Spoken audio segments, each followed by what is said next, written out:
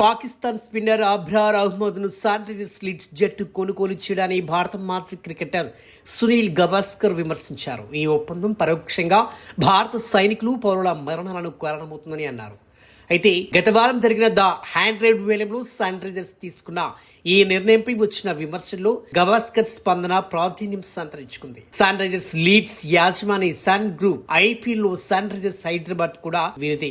ఇక 2008 ముంబై దాడుల తరువాత నెలకొన్న ఉద్రిక్తతల కారణంగా 2009 నుంచి ఐపీఎల్ జట్లు పాకిస్తాన్ ఆటగాళ్లను తీసుకోవడం లేదు. అయితే ద 100 వేలంలో అబ్రార్ ను దక్కించుకోవడం ద్వారా ఐపీఎల్ ఫ్రాంచైజీలతో ఉన్న అనుబంధం ఉన్న జట్లు పాకిస్తాన్ ఆటగాళ్లను దూరం పెడతాయనే అంచనాలను సన్ రైజర్స్ తలకిందులు చేసింది. అయితే ఈ నిర్ణయంపై సోషల్ మీడియాలో విమర్శలు వచ్చాయి. అబ్రార్ ఎంపికపై మిడ్ డే పత్రికలో రాసిన కాలంలో గవాస్కర్ స్పందించారు. అయితే పాకిస్తాన్ ఆటగాళ్లకు ఫీజు చెల్లిస్తే దాంతో వారు తమ ప్రభుత్వానికి ఆదాయపు పన్ను చెల్లిస్తారు. ఆ డబ్బుతో పాకిస్తాన్ కొనుగోలు చేసే ఆయుధాలు పరోక్షంగా భారత సైనికులు పౌరుల మరణానికి కారణమవుతున్నాయనే వాస్తవాన్ని ఆలస్యంగానైనా గ్రహించడం వల్ల భారత కంపెనీలు పాక్ కళాకారులు క్రీడాకారులను దూరం పెడుతున్నాయి అని గవాస్కర్ అన్నారు. ఇక ఈ విషయంపై సన్ రైజర్స్ లీడ్స్ ను గవాస్కర్ బీసీసీ స్పోర్ట్స్ స్పందించింది.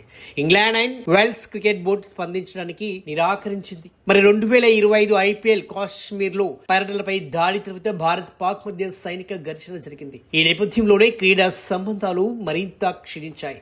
ఇక 2007 నుంచి ద్వైపాక్షిక సిరీసులు లేవు. ఇప్పుడు మైదానంలో కరాచరణం చేసుకోవడానికి కూడా జట్లు నిరాకరిస్తున్నాయి.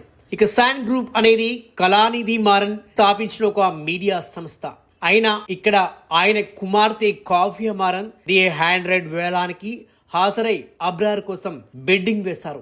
వేలం సమయంలోనే Sunrisers Leeds head coach Daniel Vettori మాట్లాడుతూ తమకు ఫాలనా ఆటగాళ్లను తీసుకోవద్దని ఎటువంటి సూచనలు రాలేదని తెలిపారు. అయితే విటోరీకి అక్కడ పరిస్థితులపై అవగాహన ఉండకపోవచ్చని సన్ రైజర్స్ యాజమాన్యం ఈ కొనుగోలును ప్రోత్సహించకుండా ఉండాల్సిందిగా గవాస్కర్ అభిప్రాయపడ్డారు. ఇంకా సమయం మించిపోలేదు మిత్రమా, చేసిన తప్పును సరిదిద్దుకుంటారని ఆశిస్తున్నా అని తెలిపారు. ఐపీఎల్ సీజన్ ప్రారంభానికి ముందే ఈ వివాదం రేగడం ప్రాధాన్యం సంతరించుకుంది.